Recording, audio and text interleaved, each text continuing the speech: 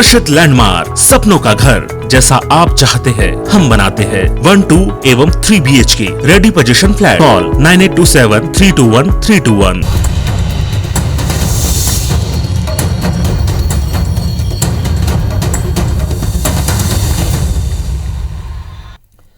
नमस्कार, आप देख रहे हैं IBC 24। मैं हूं आपके साथ विजय कुमार पंड्या। छत्तीसगढ़ की खबरों की शुरुआत करते हैं। बीते दिनों छत्तीसगढ़ के खाद्य मंत्री धान खरीदी से जुड़े कुछ मुद्दों और राज्य हित की कुछ मांगों को लेकर केंद्रीय मंत्री से मिलने दिल्ली गए थे, लेकिन उन्हें केंद्रीय मंत्री से मुलाकात का वक्त नहीं मिल सका और इस बात पर छत्तीसगढ़ के मुख्यमंत्री भूपेश बघेल और कांग्रेस के दिग्गज नेताओं ने केंद्र और केंद्रीय मंत्रियों पर तल्ख टिप्पणी की।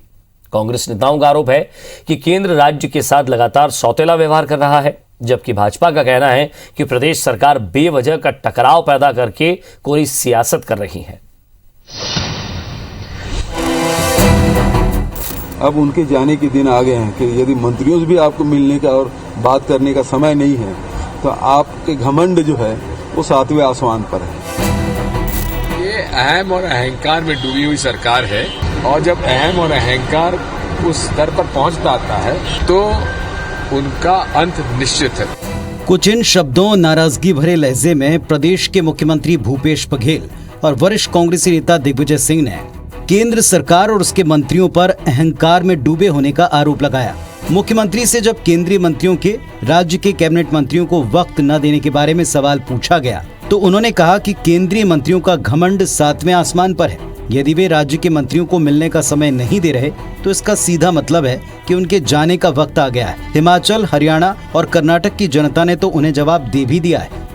इस्पात मंत्री से लगातार मैंने 2 दिन तक लगाया, फोन मिलाया, वो बात करने को तैयार नहीं, उसका कॉल बैक अभी तक नहीं आया। प्रजातंत्र में राज्य के मंत्रियों से मिलना, मुख्यमंत्री से बात करना, ये कोई अलग अलग दल के सरकारें रही है और समय नहीं देना, ये तो मतलब समझ लीजिए कि अब उनके जाने के दिन आ गए हैं कि यदि मंत्रियों से भी आपको मिलने का और बात करने का समय नहीं है तो आपके घमंड जो है वो 7वें आसमान पर है।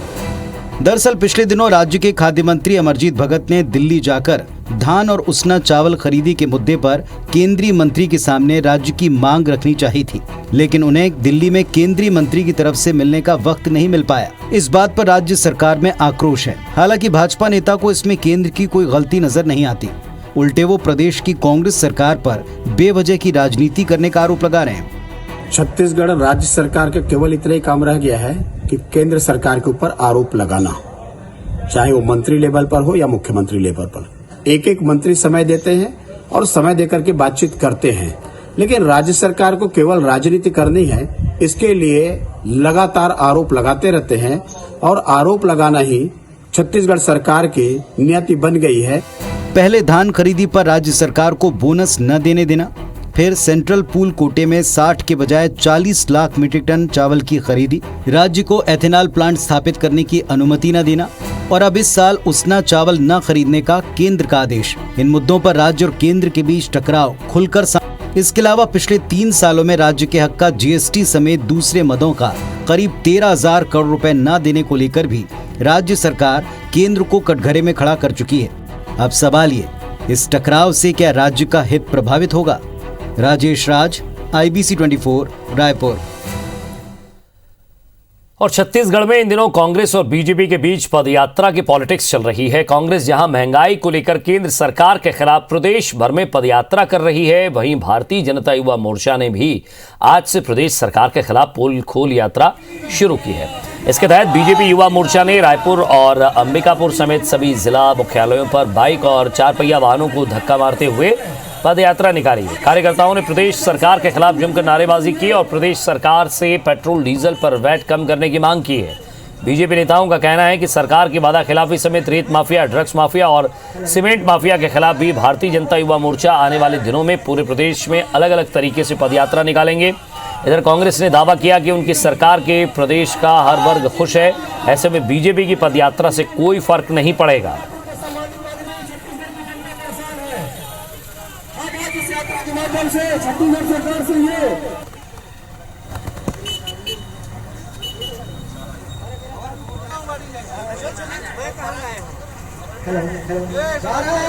छत्तीसगढ़ की सरकार ने पेट्रोल और डीजल में छत्तीसगढ़ की जनता के हित में वैट की कटौती अभी तक नहीं की है।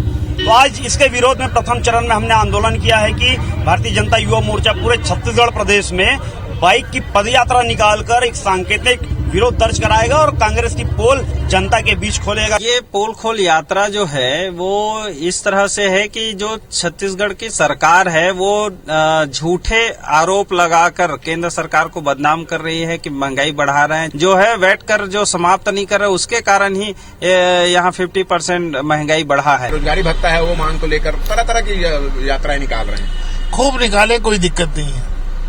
किसान खुश है, जनता खुश है, हमको इसी बात की चिंता नहीं है। बीजेपी इस बार अपनी दूसरी कार्य समिति की बैठक संयुक्त रूप से आयोजित करने जा रही है। बताया जा रहा है कि मोर्चा और प्रकोष्ठ में कोऑर्डिनेशन की कमी के चलते संयुक्त बैठक की जाएगी। दिसंबर के दूसरे हफ्ते में होने वाली इस बैठक में प्रदेश प्रभारी डी पुरेंदेश्वरी और सह प्रभारी नितिन नवीन शामिल होंगे। बैठक में प्रदेश कार्य समिति में लाए गए राजनीतिक प्रस्तावों पर सरकार को घेरने के लिए हर मोर्चा प्रकोष्ठ को जिम्मेदारी दी जाएगी। इसके अलावा पहली कार्य समिति की बैठक में लाए गए फैसले और दिए गए टास्क की समीक्षा भी की जाएगी।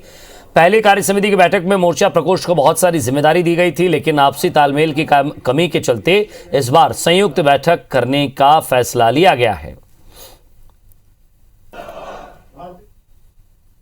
भारतीय जनता पार्टी हाईकमान ने जो निर्णय लिए हैं कि साल भर अलग अलग समय पर अलग अलग मोर्चा संगठनों की बैठक होगी प्रदेश कार्य समिति, लेकिन साल भर में एक बार एक संयुक्त बैठक हो ताकि सब सामंजस्य बैठे रहे सभी संगठनों में।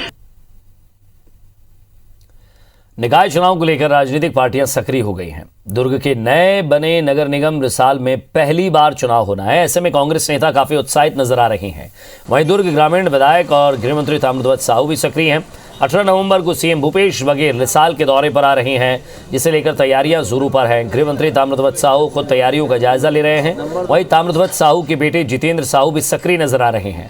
इस बार रिसाली निगम में महापौर का पद ओबीसी महिला के लिए आरक्षित है। ऐसे में जितेंद्र साहू अपनी पत्नी सरिता साहू को इस पद के लिए सामने ला सकते हैं। वहीं ताम्रध्वज साहू भी क्षेत्र में लगातार बैठकें कर रहे हैं। निकाय चुनाव को लेकर वो भी अपनी नजर बनाए हुए हैं।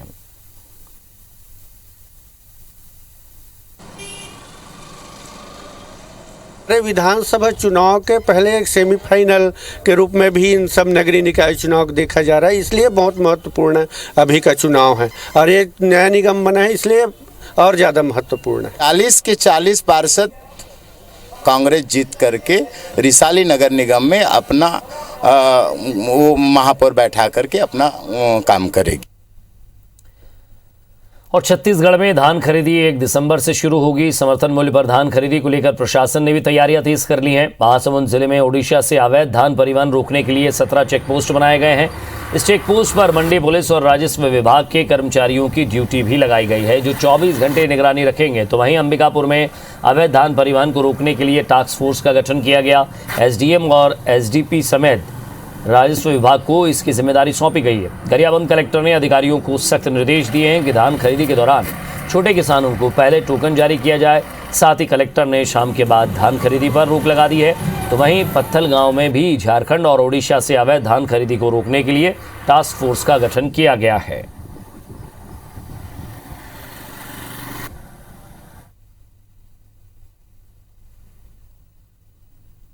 राज्य की सीमा पर जिले में जो 17 जांच चौकियां स्थापित की गई हैं। समर्थन उन पर धान खपाने की कोशिश कर रहे हैं, करेंगे।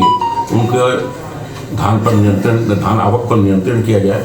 इसी परिप्रेक्ष्य में पुलिस अधीक्षक महोदय द्वारा भी गठित किया गया है।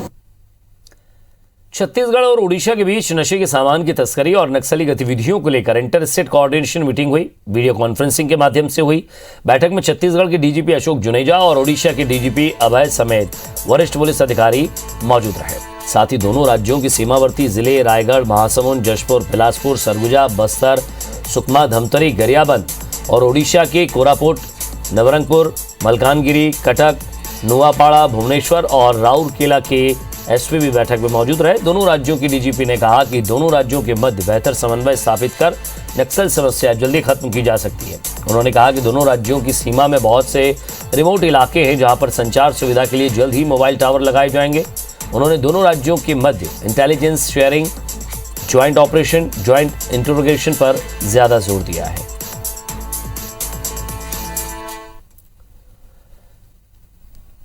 महाराष्ट्र के गढ़चिरौली में हुई मुठभेड़ में मारे गए नक्सलियों में से 10 नक्सली बस्तर के माने जा रहे हैं। नक्सलियों में एमएमसी जोन में बड़ी संख्या में युवाओं की भर्ती की जाती रही है। गढ़चिरौली में भी लंबे समय से कांकेर, नारायणपुर और अबूझमाड़ के नक्सली सक्रिय रहे हैं।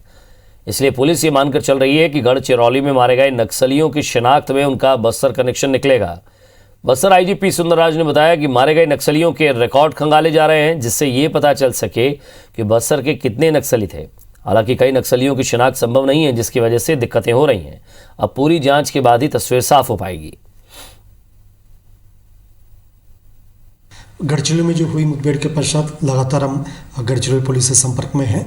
उधर से प्राप्त जानकारी अनुसार जो 26 में से लगभग 7-8 जो कैडर्स हैं दक्षिण बस्तर इलाका में विगत 5-6 साल पहले जो भर्ती होकर उधर रिक्रूटमेंट करके उनका ट्रेनिंग करके लेकर गए थे, उस टाइप का कैडर्स का रूप में शिनाख्त की जा रही है। आइडेंटिफिकेशन की जो प्रक्रिया वगैरह होती है लगातार भी कार्रवाई जारी है। जैसा कुछ कन्फर्म शिनाख्ती हो जाएगा उसी हिसाब से उनका परिजन से भी संपर्क करके आगे के जो लीगल फॉर्मेलिटीज भी की जाएगा।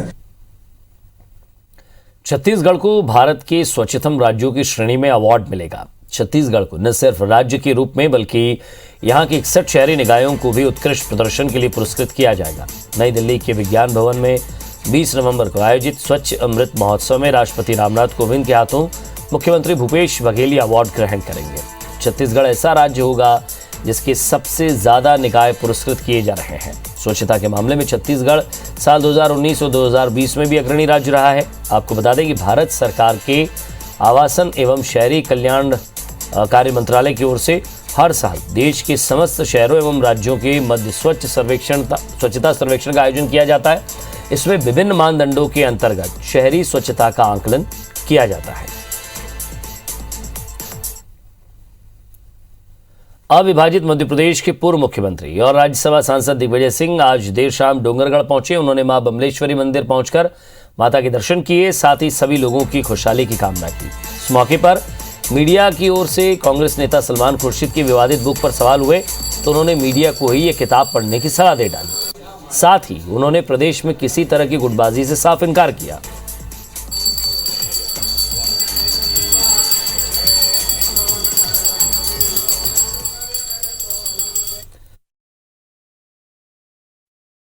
माता जी के सामने जाके तो सबकी खुशहाली के लिए तो प्रार्थना करते हैं। हाँ सर, सलमान खुर्शीद की एक पुस्तक आई है जिसमें बोको हरम से हिंदुत्व की तुलना की हुई इस संबंध में। आपने किताब पढ़ी है? नहीं, मैंने नहीं पढ़ा है, लेकिन जिसने ना पढ़ी हो वो प्रश्न पूछा जाइए।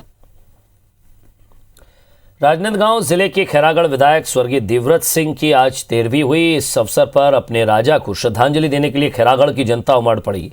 इस कार्यक्रम में मध्य प्रदेश के पूर्व मुख्यमंत्री दिग्विजय सिंह और छत्तीसगढ़ के वन मंत्री मोहम्मद अकबर, जिले के प्रभारी मंत्री अमरजीत भगत के अलावा कई नेता शामिल हुए।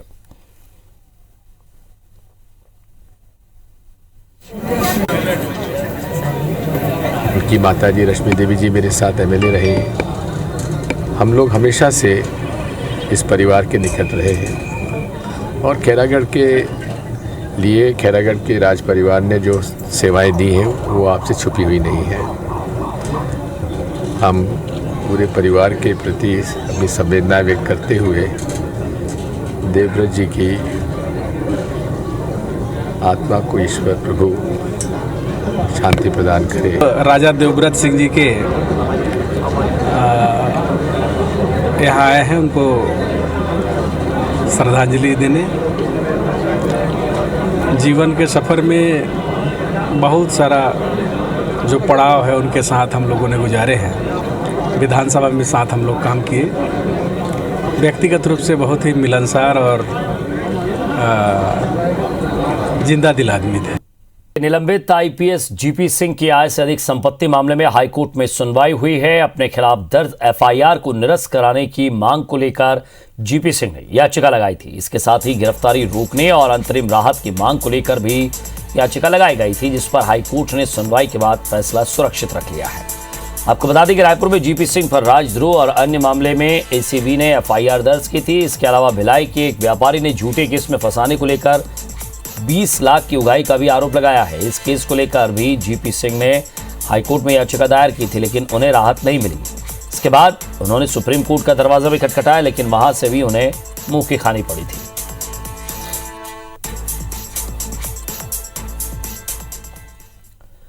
और एक बड़ी खबर गरियाबंद से मिल रही है। व्यापारी के घर चाकूबाजी की घटना सामने आ रही है। 2 हमलावरों ने 3 लोगों पर वार किया है, घायल किया है उन्हें। हमलावर बाइक से आए थे और फरार हो गए।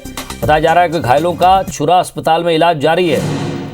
अचानक क्यों हुआ यह हादसा, पुलिस भी जानने की कोशिश कर रही है। साथ ही साथ सीसीटीवी फुटेज खंगाले जा रहे हैं। और ज्यादा बातचीत के लिए हमारे संवाददाता फारूक मेमन हमारे साथ जुड़ गए। फारूक, क्या है पूरा मामला? देखिए, लगभग रात को 8-8 बजे की बात है। 2 हमलावर मोटरसाइकिल से आए हैं और ऑटोमोबाइल के वहां व्यवसाय करने वाले प्रहलाद पटेल के व्यवसायिक संस्था जो घर से लगा हुआ उसके घर में घुस करके उनके साथ में चाकूबाजी की है। चाकूबाजी करने के बाद उनकी पत्नी सामने आ गई है, तो पत्नी को भी उन्होंने चाकू मारा है। उसका बच्चा उनका बचाने के लिए आया है, तो बच्चे को भी चाकू मारा है। और इस तरह से 3 लोगों को चाकू मारकर गंभीर रूप से घायल कर दिया है। स्थिति यह हो गई है कि अस्पताल में काफी वो हो गई है और लोग भी वहां पे लगातार वहां पहुंच करके उनको कर रहे हैं, लेकिन इस स्थिति बिगड़ते देख उसे गरियाबंद रेफर करने का भी प्रयास किया जा रहा है। सवाल ये उठता है कि बहुत छोटी जगह है छुरा, इस तरह की घटना होना अपने आप में ही पूरे जिले के लिए सोचने विषय है। ऐसा लोगों का अनुमान है ये जो घटना घटी है उसके पीछे कहीं न कहीं लेन देन या कोई व्यापारिक मनस्तता या फिर कोई ऐसी घटना हुई है जिसके कारण हुआ है, क्योंकि घर में ऐसा कोई चोरी होने की बात अभी तक कुछ सामने नहीं आ पाई है।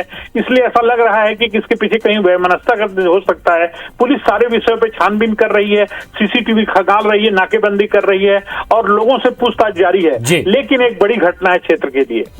शुक्रिया फारूक इस तमाम बातचीत के लिए। छत्तीसगढ़ के आदिवासी बहुल इलाके के रहने वालों में हुनर की कोई कमी नहीं है। इस बात को एक बार फिर साबित किया है बस्तर की बेटी पायल पाणिग्रही ने। लंबे समय बाद हाल ही में दिवाली में रिलीज हुई फिल्म सूर्यवंशी में पायल ने पत्रकार का किरदार निभाया। इससे पहले भी पायल ने साउथ की फिल्मों में बतौर अभिनेत्री काम कर चुकी है। इसके अलावा पायल ने कई विज्ञापनों में भी काम किया। पायल ने दिल्ली में फिल्म और अभिनय से जुड़ी पढ़ाई की। सूर्यवंशी की सफलता पर पायल का कहना है कि उनके लिए ये बेहद सुखद पल रहे हैं।